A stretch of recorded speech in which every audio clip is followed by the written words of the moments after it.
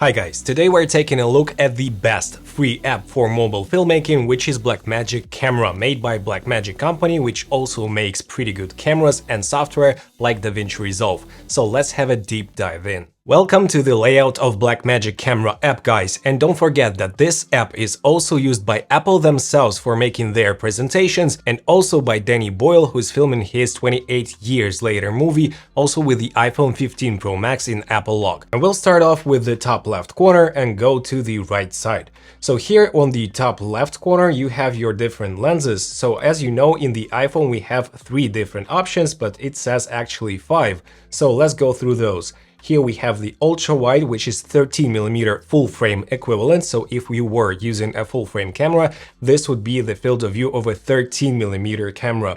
Also here we have your 1x, which is a 24mm equivalent, and then we have a digital crop of a 48mm or 2x camera.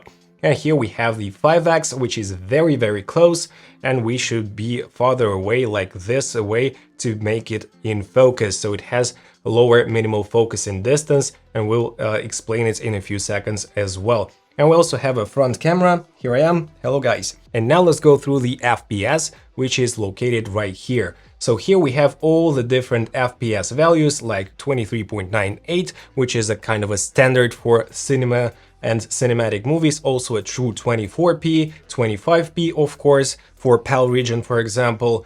And then we have 29.97, 30 FPS, even 48 FPS, 50 FPS, which is my preferred frame rate because I live in the PAL region and I like actually slowing down my footage like 2 times without losing any quality. But you also have your 59.94 and your 60 FPS as well.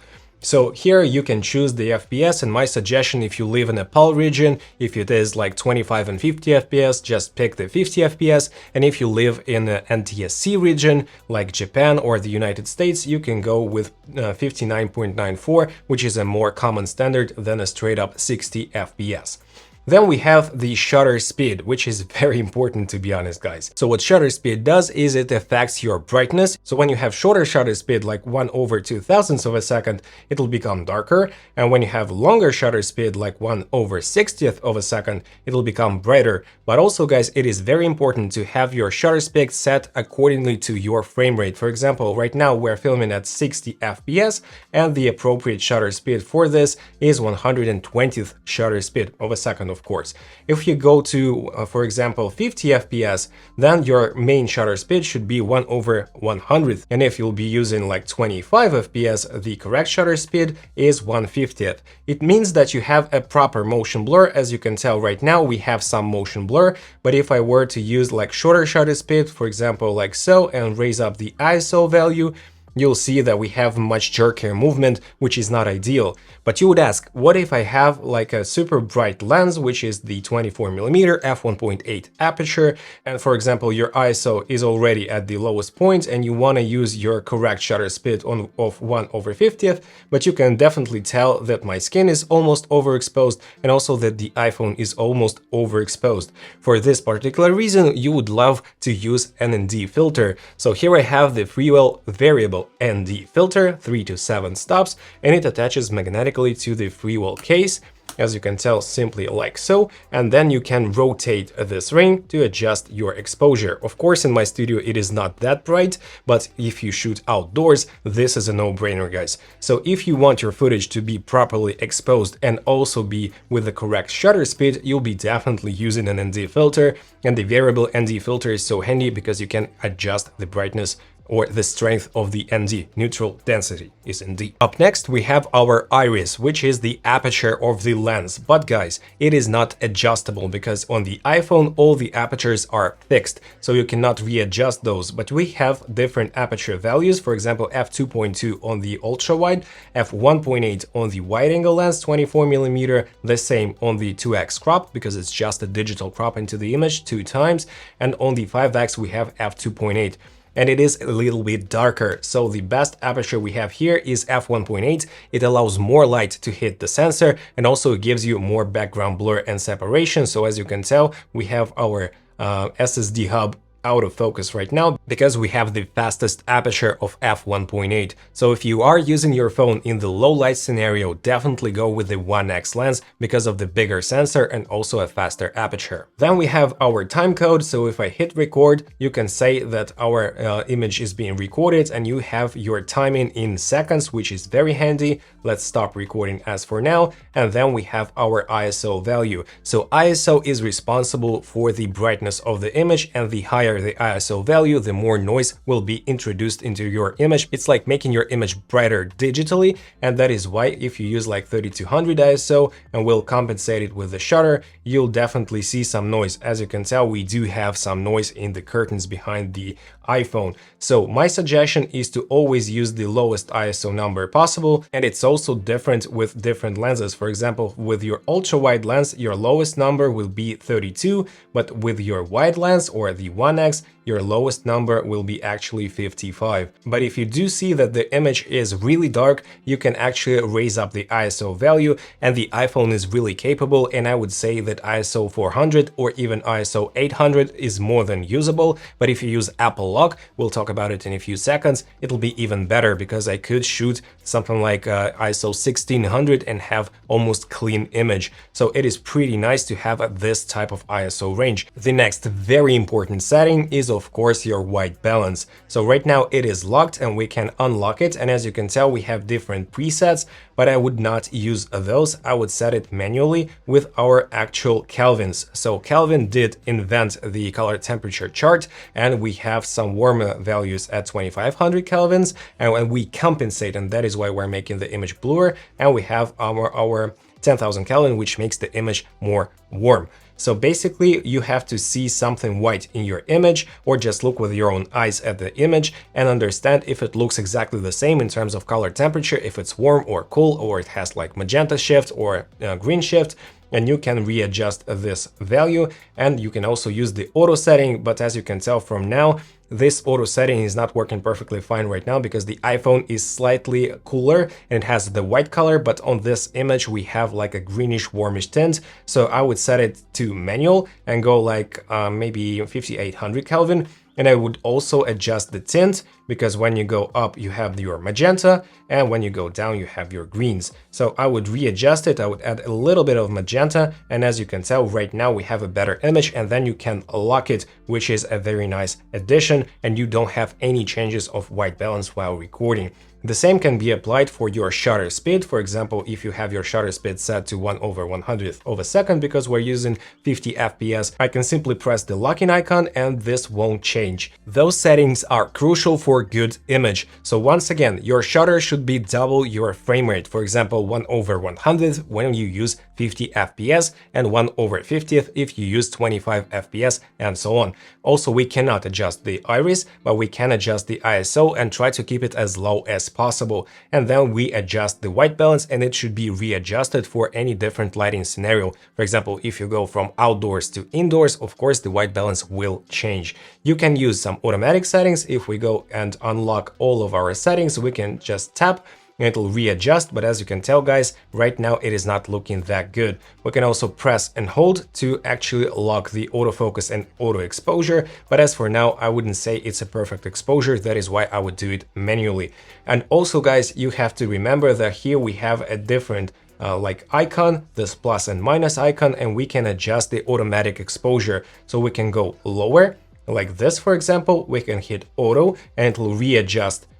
As you can tell, it is readjusting, and also we can tap and lock it like so. So here we have our 4K setting, so you can tell that we have the 4K signal being recorded into your iPhone, and then we have our battery life, which is 85%, and it only shows you about like 80%, 75, 70, not each and every percentage. And while recording, it shows the last amount, so it is not as convenient. Just keep that in mind. Now let's have a look at the bottom left corner, and here we have our histogram. So a histogram is a tool which helps you understand which parts of the image are exposed correctly. So as you can tell, when I just tilt my camera a little bit like so, you see that on the left we have a really big spike and it shows me that we have no information. It touches the upper part of the histogram and it means that we are heavily underexposed. This picture shows me that we are more or less correctly exposed, but we have on the left a very dark part, which is my sound blanket.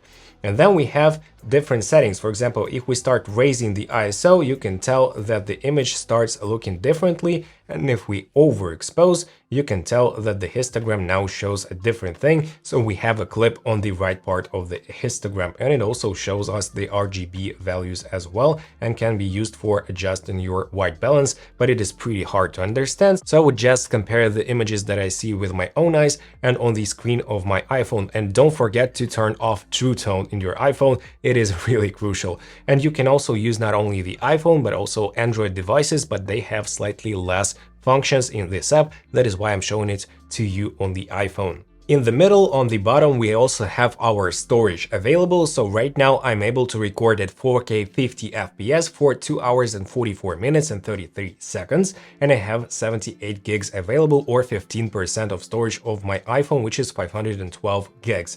So it's a pretty decent number, but I'm using the H.265 codec. I'll explain it to you in a minute what it means and which codec you should use, but just so you know. And on the bottom right, we have our audio waveforms, so we can understand that we're now not clipping the info, and if we tap on it, we can have a bigger view. And if you connect an external microphone, which we will in a couple of seconds, you'll see the different levels and you'll be able to adjust the gain levels as well. Also on the right, we have different settings. So let's go to the first tab, and here we have different tools for exposure. For example, here we have zebra, which we can enable, and then you can see the zebra on the overexposed parts of the image, and then you can readjust the percentage of the zebra. So if it is at 100, it means that it should be overexposed if you get up to 100 IRE. Just imagine that the image consists of different IRE values, where 0 is a complete blackness and the 100 is just overexposure as is. And then you can use the zebra and just make sure that you're not overexposing this image. You can also set the middle gray function, and also you can set MG+1, but to be honest guys, I'm not actually using those. I would prefer to stick to about 90% of the zebra, and then I can readjust my exposure and understand if I am overexposed.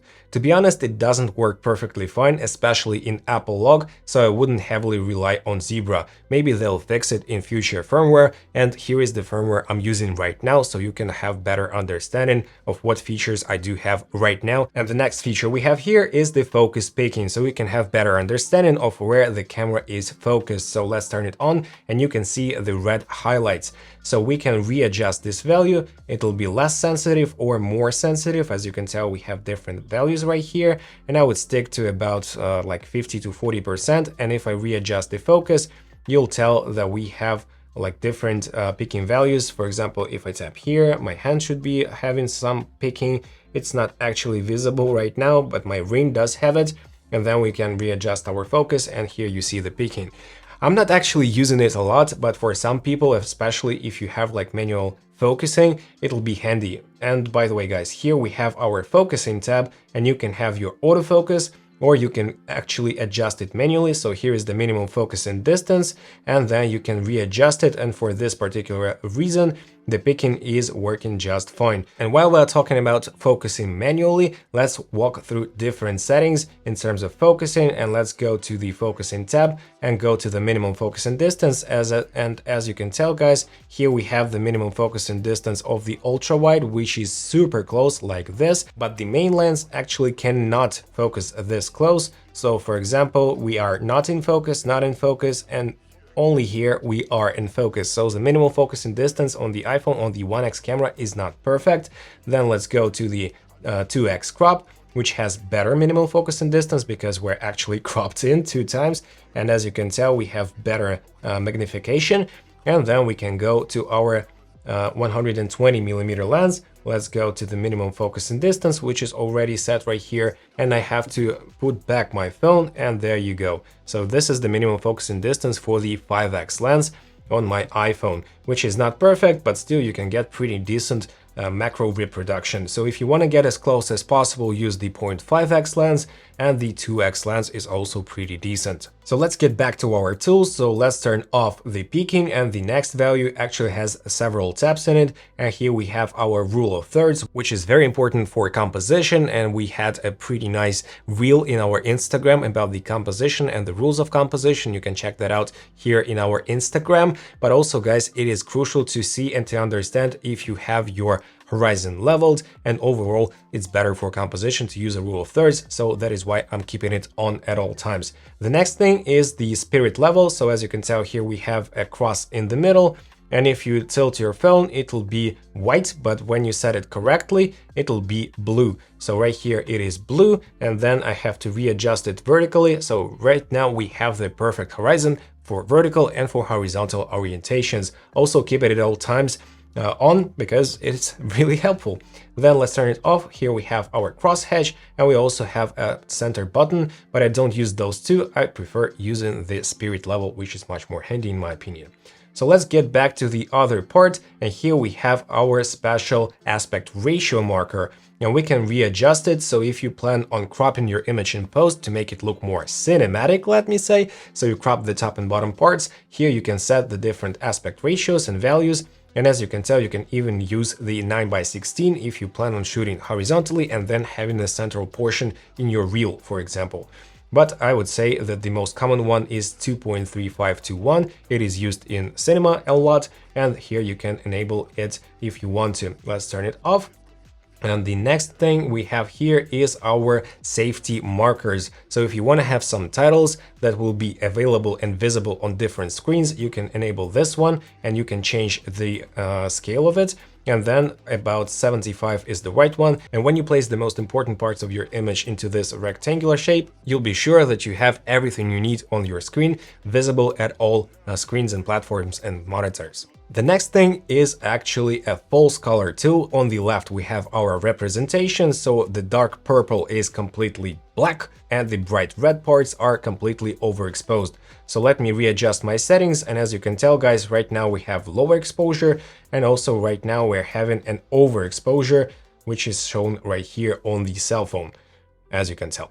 It is not super handy, and you need to understand how to read the false color tool, so the legend for it is on the left, as I said, but I rarely use it as well because it is not actually doing a good job when you shoot in Apple log. So to me, it's just a nice tool to have, but I don't use it almost ever. And the last tool we have here is our LUT. We can enable it or disable it from here, and then we can go deeper into the menus and choose a LUT.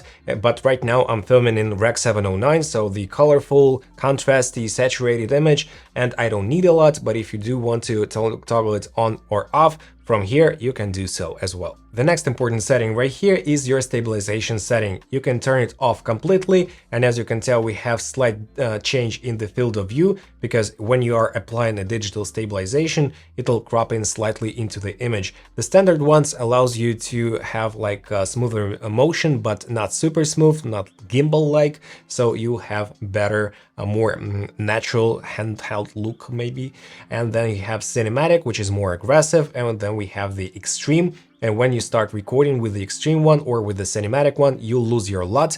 It won't show up, so you have to look at the gray image, but when it stops recording, it'll be saved into the library with the baked-in LUT if you have this red logo right here, and the LUT is being baked into the footage. One more important thing is that when you use extreme or cinematic stabilization levels, just use shorter shutter speeds, like 1/200th of a second, because you will have more motion blur, and with the shorter shutter speeds you'll have less motion blur, so it will be a bit more jerky. But for the electronic stabilization, it is crucial to have less motion blur, otherwise you'll get the artifacts of digital stabilization and the image will be kind of doubling and look like a ghost almost. So if you have this set to the extreme, maybe go to 1/200th of a second. And right here, guys, we have our digital zoom function. Basically, it simply zooms in digitally. I'm almost never using this feature, to be honest, but if you go to, for example, your 5x camera, and if you want to get even closer than this,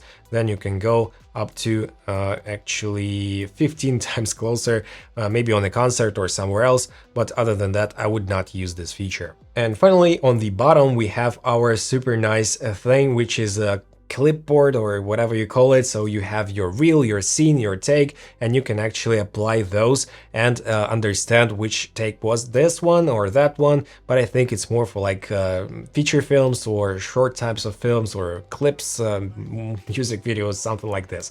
I would not use this on my daily basis. That's it for the tools and the overall layout. Now let's dive deeper into the settings. So the next tab we have here, so on the top we have camera obviously, and the next one is media. And right here you can see all of the media that's being recorded, a lot of images of myself, and here you can see your camera feed if you need to. You have all of the files and the file management if you need it, and then you can hit this icon and pick certain things, and then for example you can send it via your airdrop or to a client or to somebody else. And then you can delete it also like so, or you can just toggle everything and delete all at once. For example, like so. Everything is selected and you can delete it. And you have different options where you store those videos. You can store it in the app and just upload it from the app to your computer via your airdrop or to an SSD. Or you can also have some duplicates in your camera feed as well in your Photos app. So right here, if you select a clip, you can also actually send it to a cloud, which is Blackmagic Cloud. And if you are a user of a Blackmagic Cloud, it'll sync to your computer, which is a very nice touch, but I'm not using this feature, to be honest. The next tab we have is chat, also with the Blackmagic Cloud.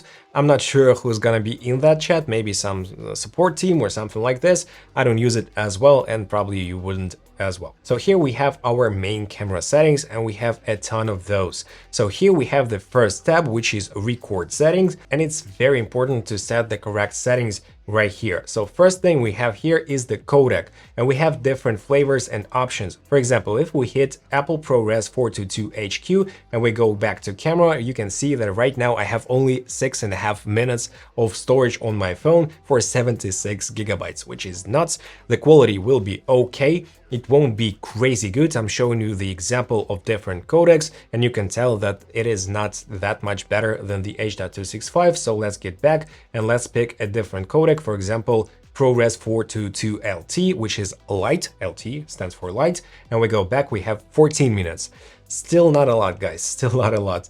And then we have my favorite codec, which is HEVC or H.265, and it has more compression, but it has a lot more storage as well. My phone has a lot more storage when I'm using the HEVC. As you can tell here, we have 2.5 hours of footage with the same settings at 4K 50 FPS, and it is crazy big compared to the ProRes 422, for example. And lower we have the H.264, it has less compression, but I would say that the HEVC is the right way to go for like 99% of scenarios. And lower we have our bitrate. You can set it to low, and if you get back you have more hours, 4.5 hours, and then you have your maximum bitrate, which is 81 megabits per second. It's decent, let me say, and we have less than 2 hours. So my preferred bitrate of choice is 54 megabits per second. I think it's decent, and my image quality is still being really nice. I'm showing you right now a couple of examples with those settings, and it's looking pretty good in my opinion. So I would stick to the HEVC and the high bitrate setting. Then we go back, and here we choose the resolution, 4K, HD, 1080p or 720p. Of course, stick to the 4K resolution. It is miles better than 720p and a lot better than the HD. Then we go back, and here we have different color spaces. We have our Rec. 709, which is the most common format. So if you want like a baked-in look, contrasty, saturated, you pick this one. If you plan on using an HDR workflow, you can go to Rec. 2020 HDR or to the P3D65. But I'm not sure if you'll be doing the HDR workflow because it's pretty demanding. But also here we have Apple Log, which is only available on the iPhone 15 Pro, Pro Max, 16 Pro, Pro Max, and will be available, I think, only on the 17 Pro and Pro Max. So I don't think that the regular iPhones like this one, for example, like this guy, will have the log format. But as you can tell, guys, I have enabled Apple Log, and the image is now not that much contrasty and saturated, which is the essential thing for a log, because log footage actually compresses the dynamic range and gives you the best colors and the best dynamic range if you know how to work with log. And to view it properly, you'll have to use a LUT. It'll be free. I will leave a link down below, and when we'll be talking about the LUTs, I'll show you how to work with it as well. So let's get back to the settings. Here we'll have the Apple HDR enabled as for now.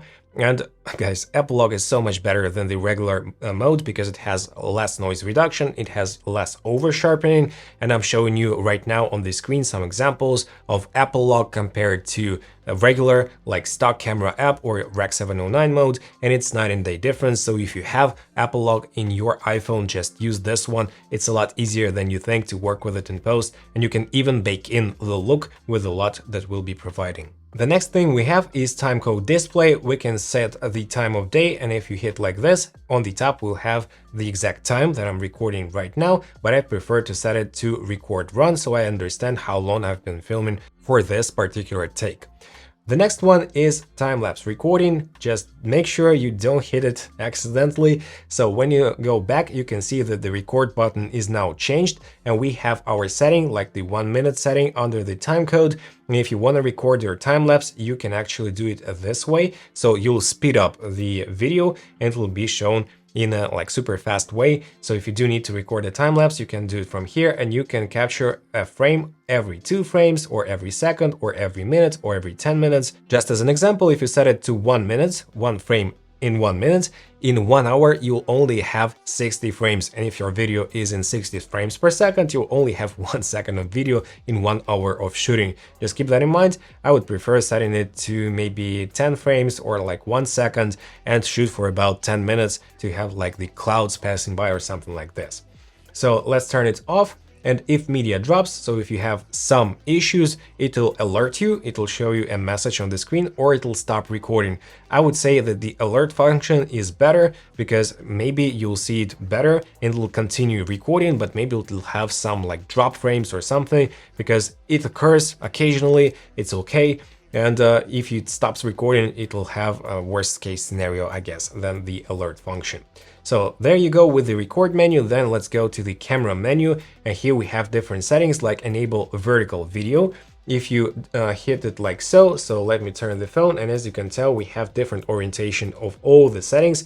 So we have this setting enabled, but if we don't enable it and we record like this, it'll still be recording the image, which is actually horizontal, but with less resolution, which is not cool. So definitely enable the vertical video. Trigger record indicator, it'll do like a beep or a flash when you start recording. Then we have use volume button to trigger record. So you just hit the volume button, it'll start recording. It's a very handy feature. Then lock white balance while recording. It is super handy because your white balance will not change even if it has like a auto white balance setting. I would prefer to keep this on because I don't want my white balance to change in the middle of the shot. The next setting is while recording, swipe to the right to dim the screen. It's okay, but you can actually disable it because you don't want your screen to be accidentally dimmed down, so I would turn this off. Then we have the shutter measurement, and I would suggest to keep it in the shutter speed because it's more relatable to photography, let me say. But if you have your shutter angle, it will show you the angle 180 degrees is like a golden standard rule, but you can have different values, and I would say you can stick to 180 rule, it'll be more than fine. But I suggest just using the shutter speed measurement, which will be more understandable for you as a beginner, for example. The next setting we have here is the flicker-free shutter based on 60 Hz or 50 Hz. So if you live in a PAL region with 25 FPS being the common standard, like in Europe, for example, just set it to 50 Hz. But if you live in NTSC region like Japan, Mexico, the United States, set it to 60. I would keep it at 50 since I live in the PAL region. Then we have the lens correction, so let's go to here. Autofocus, please. Thank you. So you can see right here we have this little hole in my sound blanket, but if I enable the lens corrections like so and we get back to this one, it has slightly changed the distortion of the shot, which is nice, so I would just keep it enabled at all times. As you can tell guys, right now I have installed our Freewell 1.33x golden anamorphic lens to our iPhone, and the next setting is crucial to use with the anamorphic lenses, and it is called anamorphic de-squeeze. First we have it set at none, and let's have a closer look at the image. It is really distorted guys, as you can probably tell, the iPhone is completely squashed. But then let's apply our 1.33x de-squeeze ratio, and here we have the de-squeezed image. And we also have a pretty nice flare right here, as you can tell, super cinematic. So here you have your anamorphic de-squeeze, and it'll be baked into the image, so you won't have to de-squeeze it in post. You can also do it without the de-squeeze and de-squeeze it in post if you want to. But as for now, I think it's much easier to use the de-squeeze built in. Just make sure that you have 1.33x and you use the same setting at 1.33. But we also have 1.55x de-squeeze ratio, and with those lenses just apply the 1.55. The next setting is flip the image for SLR lenses. There are some adapters that can allow you to adapt something like this lens with an actual bayonet like Sony E-mount to your iPhone, and to be used properly, the image shall be kind of flipped. So let me demonstrate. Yeah, it'll be flipped, but it'll work with mirrorless cameras lenses or any other lenses, like the proper camera lenses, let me say. But it's not really useful for our users, for common users. I don't think that a lot of people are using it, so just know that it is right here. The next setting is lock current orientation, so when you flip your phone, it won't have like the vertical mode, for example. So if you want it locked in, it's very useful when you have like a top-down shot or something like this. So when you use your camera, it won't flip, just know that it is here as well. And the last setting we have here is mirroring front-facing camera. So if you want the image to be flipped or mirrored, you can enable this toggle. Next, we have our audio settings, and here we have your audio source input. So if we hit here, we can only see iPhone's microphone, but when we apply a separate microphone system, like I have right here, so when I plug this in into the USB-C port, it'll automatically switch to those microphones, which I have right here. And then you can also go to camera and hit those settings in the bottom right corner, and you can readjust the volume. 1, 2, 3 mic check, 1, 2, 3 mic check. And as you can tell guys, right now I'm using those microphones. If I hit those, you'll see that the waveform is kind of readjusting like this. In the next setting, we have our iPhone microphone, and we have different pickup patterns. For example, we have it set to back or to bottom or to front microphone, but I would suggest just keeping it auto. It does a good job. Then we have our audio format. We can choose between the linear PCM, IEEE float, and AAC. AAC is the most common format, so I would stick to this one.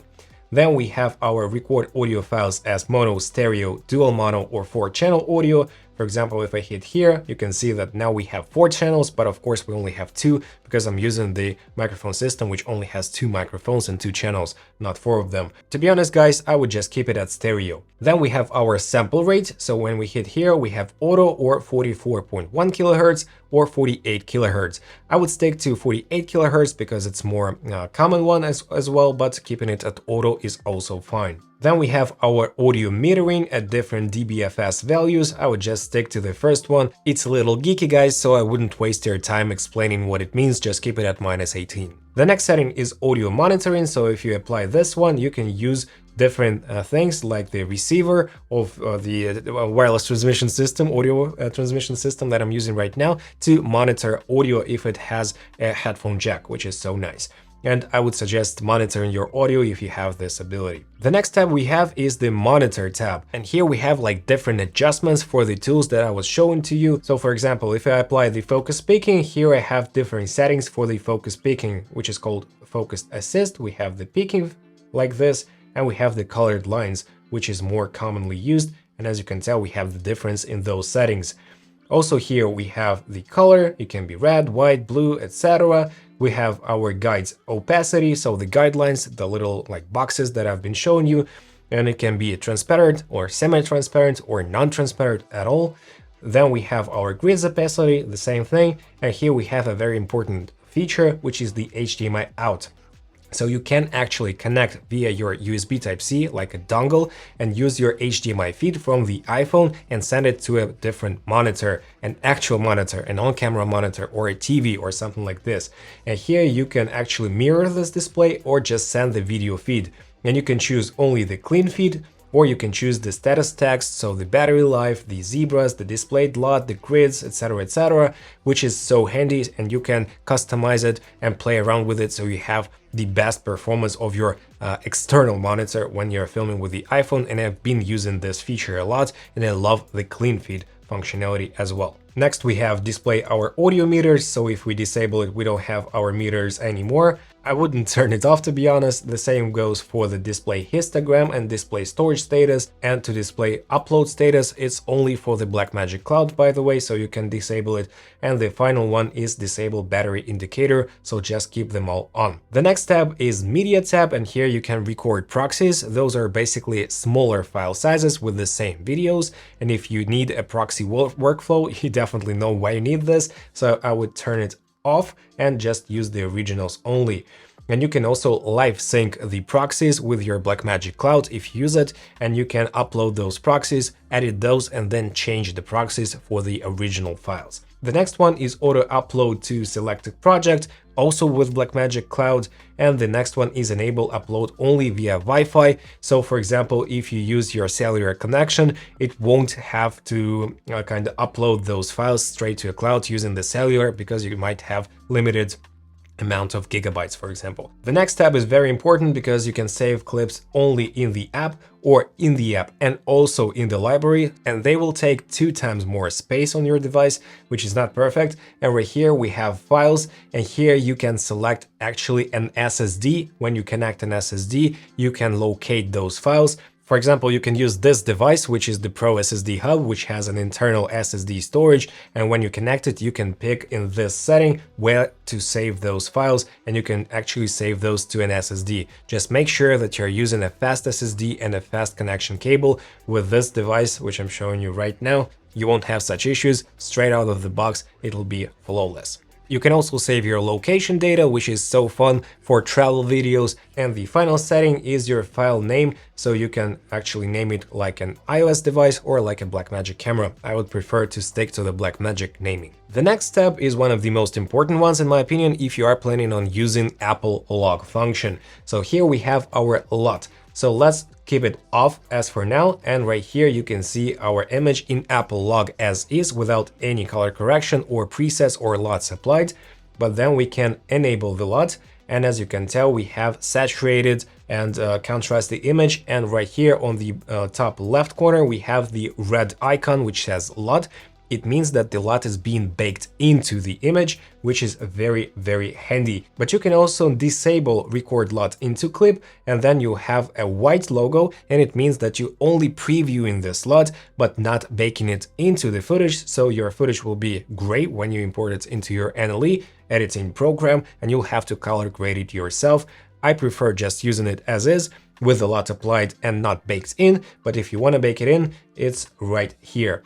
Also for color space tag, I always pick Apple log because we are filming in Apple log, and here you can select the LUT, which is right here. ON LUT Apple log Gen 3 will have a link below the video for you to download it completely for free. I have developed this LUT myself together with my friend, who's a really nice colorist, and this LUT enables very nice, rich and colorful colors, if you can say so, colorful colors.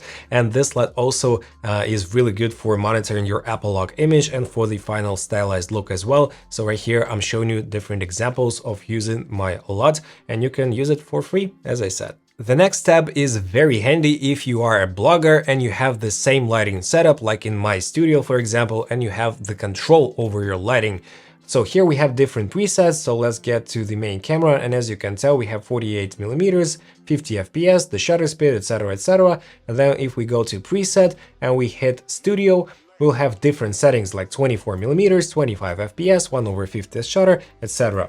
So if we go to Studio 48, it will be using the 2x camera, so almost the same settings, but the 2x camera, and it'll have the white balance that I've set. And if you want to save a new one, you simply hit the new one and it'll save all the settings that you have right here, including if it is Apple Lock or Rec 709, including your focal length, shutter speed, etc. So here we have import presets, so somebody can share his preset with you, or you can export a preset to share with your colleague, for example. A very nice feature. The next one is accessories, and the only available accessory as for now is Nucleus Nano wireless lens control. It's like a wireless follow focus system for more serious production like Apple presentations or feature films by Denny Boyle, as I said in the beginning of this video. The next tab is logging into Blackmagic Cloud. As I said, I don't own one and I don't use one. For my particular needs, this is not necessary, but if you do want to play around with it, you can log in and check the settings and the features right there. The next tab is a total reset. Don't press this, please. The next thing is about. Here you can see my version of the Blackmagic Camera app. Once again, it is completely free and it gets a lot of updates throughout those months that it's been out, or even years. And here we have open camera settings, so you can have all of the settings in the main Apple iOS menu right here. And one of my favorite features for iOS with Blackmagic Camera is of course the remote control. So here I have another phone, it's my wife's iPhone, and I can use this one as a remote control device or as a monitoring device as well. So here I have on my main phone remote camera control. I can enable it and I can choose use this phone as a controller or as a remote camera. I'll set it to remote camera. And right here, I'll set it to controller, and also I'll go to camera name, which is B. No, I want to set it to A. Then on this phone, I have my camera's name, which is A, and I have my password, which is just 1 for the sake of it. And right here, I can also type in 1 and I save this password. And right here, I also type in the name, which is capital A, and the password is 1. And I can also sync record across cameras, and I can also hide the remote control camera feed, so this one. And then when I go to the main camera tab, I can simply hit this icon of the remote controller on the top left, and then I can say like so, camera A, and there you go, guys. Here we have the image that's being sent from this device to this device. I can, probably you can see those right here. And as you can tell, when I have my hand here, it is showing the same camera feed, and I can also control this camera. So for example, I want to go to 1x camera, I can go to 2x camera, I can go to, I don't know, I can change the ISO value, and I can even start the recording, which will be recorded on this phone, which is so handy. So if you film yourself and you have 2 iOS devices, for example, your wife or your husband has one, or your daughter, whoever, you can use this feature, and it is super versatile, and you can readjust what you see, you can readjust what you can do with this. You can also enable different things like the zebra tool or the false color or something like this. So it's basically endless opportunities, the same ones on the remote control device as you have on the main device as well. And when I stop the recording here, it'll show that it stopped here as well. So the remote control feature is crazy good, and it is working at about, let me say, 25 meters of distance, maybe slightly more, because it relies on the Wi-Fi and Bluetooth connections. But all in all, this one is my favorite feature of the Blackmagic Camera app for the iOS. So there you go, guys. This is the Blackmagic Camera app, the best free app for mobile filmmaking, and I adore using this app. It is so handy, and I hope that right now you understand each and every setting and you'll have the best footage and the best videos possible with your iPhone or Android device. If you did enjoy this video, smash the like and subscribe, and we'll see you in the next ones. Take care, bye.